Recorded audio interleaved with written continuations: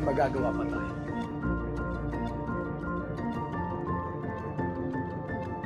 Bumoto tayo ng tama sa darating na eleksyon.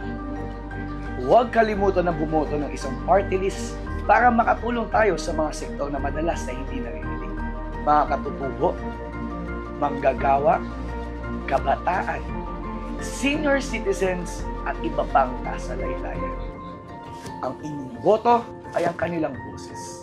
Ang Pinoy Ako Party List ay kumikilos, may malinaw na plano at may konkretong solusyon para sa pinakamalaking suliranin ng bayan. Piliin natin Pinoy Ako Party List, number 99 sa balota. Dahil ang isang tamang boto, maaaring maging sa kanilang pangangailangan. Tandaan, huwag sayangin ang inyong boto. Isang party list lang ang kailangan iboto. Pinoy Ako Party List, number 99 sa balota. Tama ang boto, tama ang bukas. This political advertisement has been paid for and by Pinoy Ako Party List, Atherton Place, Roses Avenue, Corner Tomas Morato, Quezon City.